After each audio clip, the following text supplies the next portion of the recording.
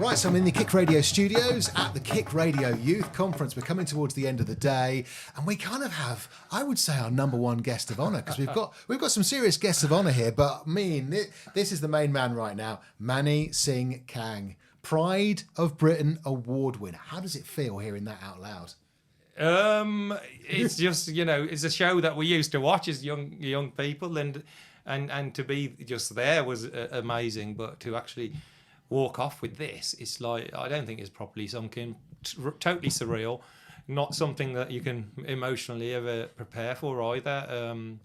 Unbelievable night and few days, yeah. Now, before we talk about the actual experience of being at the Pride of Britain Awards and the crazy week that you've had up to today, we should probably talk about how you come to get a Pride of Britain Award. You've raised an incredible amount of money. Tell us about that. Yeah, so, I've been in fundraising pretty much all my adult life. It's something that comes from my faith, being a Sikh. It's our duty to give back, and giving back is like unconditional. So it doesn't really matter who you help as long as you help. And so I don't have a personal connection with, for example, somebody who's living with dementia, but I know a million people in this country do. So what do? Do we just sit back, or do we actually go out and help people? So it's something that came into my life, and we've been fundraising for them for about 6 years previously.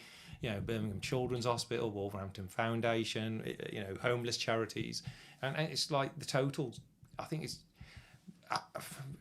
above £350,000 now in total. So it's been a big roller coaster, and it's thanks to a lot of people as well, a lot of support, a lot of love and encouragement from people of all statures and sizes. So you're a long-term fundraiser, but how do you raise those funds? Because there's one particular thing that you've been doing. Yeah. So, we do something called Samosa Saturday, and we decided, I'm a big Wolves fan, as you can see, and, colours match your studio brilliantly. Absolutely. So, it's like we're a Wolves radio station almost, but That's right. So I just thought, when you see 30,000 people, how can we capture their imagination? Overnight, I got some sort of a following on social media because of the way I dress, and I sort of stand out. And when I stand out, which is the duty of a Sikh, to stand out, we have this appearance to be there for the community, and they can recognise us when they see us. And so we came up with Samosa Saturday. We make these samosas at home and we serve them, and then it raises money. And now we've done 22 events. Wow. 60,000 samosas we've served. And then the challenge events came in, so I've done 4 London marathons, I've done 300-mile bike rides, I've walked to Chelsea from Wolverhampton in 2 days, then I walked to Newcastle in 4 days, and just 3 weeks ago, the craziest challenge I've ever done, which was a 48-hour walk continually around Molineux Stadium, night and day, no sleep. But that was to invite people to come and join me. I had kids, and I had like 90-year-old pensioners, and Robert Plant from Led Zeppelin, and everyone in between joined in. So it became a brilliant community event, and raised a lot of exposure for the charity and a lot of funds. So for the whole 48 hours, no sleep? No sleep. What are the challenges? Obviously it's a long time walking, even if you were sleeping and you got some rest. It's mindset. We fail on our mindset. We don't fail physically. We have a lot to give.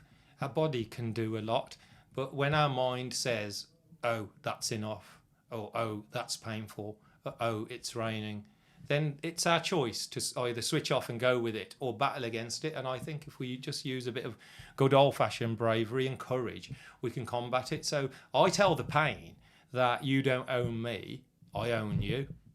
I have that relationship with my, with the thoughts, and I say to it, you're coming with me for a ride. And after a bit of time, your body accepts that this guy isn't stopping. He's not doing it as he's told. So we might as well conserve and preserve his body to make sure he completes this challenge. So the people who run marathons, exactly the same. When they go through training, their body adjusts physically because they overcome the mental battle. And that's all life is. Mentally, make the right choice at the right time. When you get a negative thought, actually think of a piece of paper, screw it up and throw it away and wave goodbye to it. And suddenly those negative thoughts don't bother because they know you're not going to give in. Did you have to train your mind to think like that? Yeah. I think that comes from my faith. I do a lot of meditation. Meditation's part of my life. And what meditation does, it cleanses you, it pauses. A lot of time in life we go into things like a bull in a china shop. We go into projects and in our life, and what we sometimes need to do is when you take a few steps back and pause and take a deep breath, you suddenly realise the big picture. Okay, this is what I should do, and this is how I should do it. So, sort of meditation, it's like time out. When a team's struggling in basketball, they shout time out, and suddenly they change. Just a few words. So, I think you have to talk to yourself mentally. So, taking time away, even from your family and your friends and everything, and your media and everything, just 10 minutes morning and evening, and just breathing, just experiencing all the energy that you're about to use, whether it's kindness, courage, bravery, dedication, commitment, concentration, focus, are coming from within. They live within you. So we have to condition and look after that. It's a vehicle. We've only got one. We really need to be kind to ourselves more than we are to other people, because if we uplift ourselves mentally, we'll just naturally, as a byproduct, other people will be helped. The first person that gains from everything I do is me, mentally, and it uplifts me. So it's a brilliant way of life, because fundraising, volunteering, naturally you get to use all those qualities. It's a natural, you can't do one without the other. People would, I no doubt, focus on the physical side of these challenges, but actually with that kind of mindset, is it really easy for you? You know what? I'm not an Olympic athlete. Yeah, I go to the gym and I eat I'll eat wrong foods as well. I'll indulge, but I've done 5 London marathons. I never think about the result. I never think about getting to the end. I never think about, for me, the next step, the next moment. Just use what you've got and abandon the thoughts of what happens in the future and just live in the present.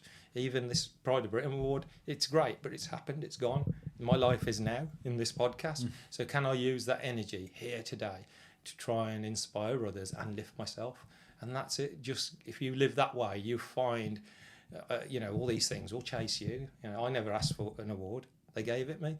I never asked to go for tea with the king, but he invited me, or a letter from the Prime Minister, or footballers and singers to approach me and join me for events.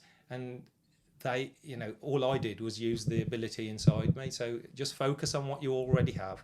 See yourself as complete rather than incomplete. And the stuff that you dream of will chase you. Just take us through your week so far, because as we record this podcast, the Pride of Britain Awards are about to go out on TV tonight. Yes, Obviously, it was recorded a few days ago. Yeah. You've had a fairly crazy week, haven't you? Oh, so the way the awards show happens, it's a TV production. It's a TV spectacular. So they actually inform people before the day of who's won, but we're not allowed to say anything. So on the Sunday, we travelled up to London, where all the winners that were going to be announced on the Monday had dinner with the presenters, Carol Vorderman and Ashley Banjo. And for those who know Carol Vorderman, I asked her what 93 times 75 was, but she still hasn't given me an answer. So she not? Interesting. Okay. Very interesting. I'm sure she had a calculator under that desk. No, so they're brilliant. She's passionate. She's not just a presenter. She's been at the Pride of Britain for 25 years every year.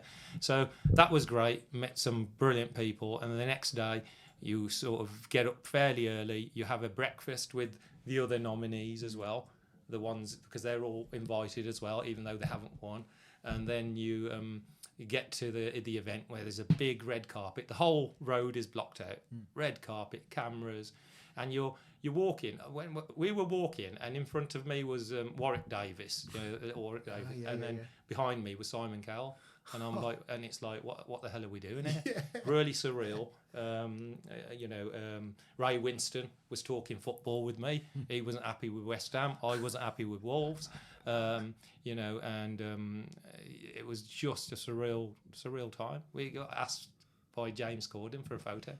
So he asked a photo with you. That's why they were. I think the celebrities, when they get invited, they get told that this is not your night; it's their night, and they basically tell us that you can go to anybody and ask for anything because it's your night, and that's what this awards is so special, because they're not actors. We're not actors. We're not singers. We're not. This is not the Oscars or the BAFTAs or the Grammys, but this is the Oscars for people. Yeah. Normal people who live in and do unbelievable things that don't really get the coverage that they should, and we don't do it for coverage. Of course we don't. We do it to try and benefit other people. But this coverage is really important because somebody might listen to this podcast or watch that program and think, I can do the same. Yeah. I would like to get involved. Let's do something to help other people. And that's really, really important. And that night finished at like midnight. You'll have to watch it tonight and you'll see. And then the next day they whisked us off to Downing Street for breakfast and tea and coffee. And the Prime Minister spoke to everybody. And again, we were told the Prime Minister's there for you. So if you've got something to say, just say it. And that's a really good... So it wasn't just a photo opportunity. And I did say, I said, do better. I said, do better. And introduce railway safety, because I work for Network Rail as a part of the national curriculum, an easy win for you.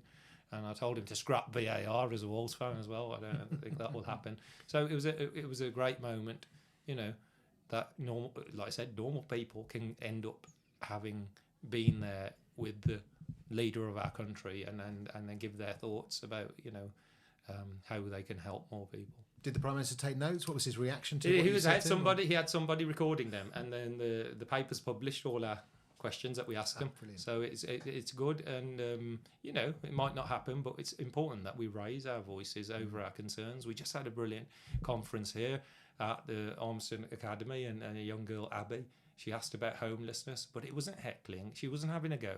She did some research. She provided some knowledge, and that was really important. So use passion, but don't use anger. Use passion, but make sure you got some knowledge behind it. So do your research and challenge those people in power to make a difference.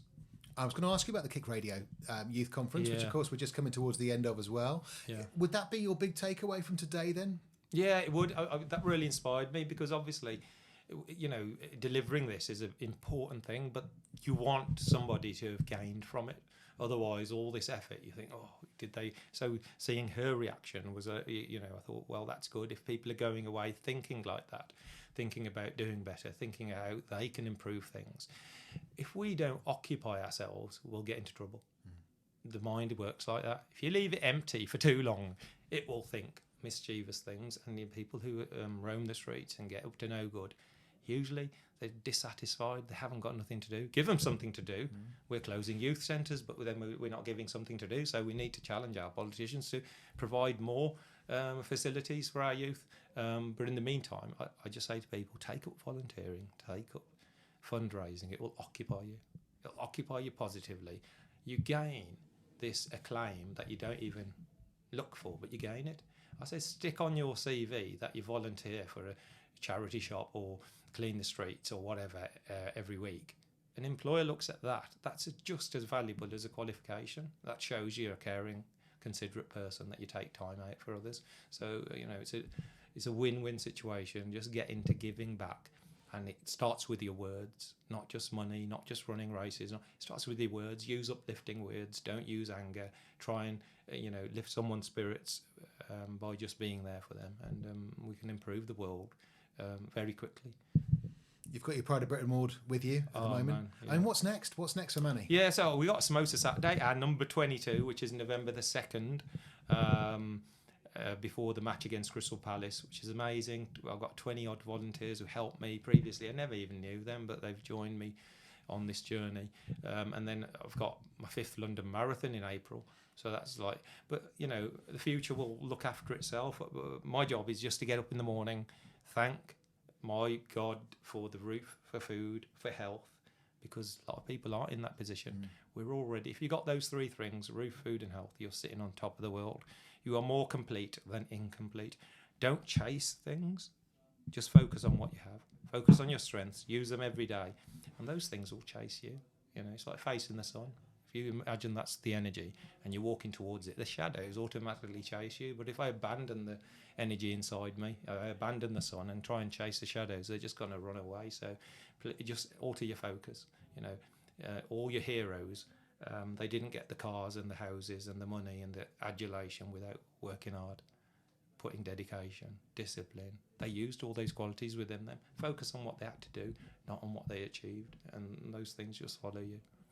Well, Manny Singh Kang, Yeah. congratulations again on your Pride of Thank Britain you very Awards. much. And thank you so much for joining us at the KIC Radio. It's been a pleasure. You're local and you started in Wolverhampton, which is my hometown, and local radio and local community initiatives need to be backed, really need to be backed, because we can't always go to BBC and Sky, but we can go to KIC and we can have our opinion and young people can get involved.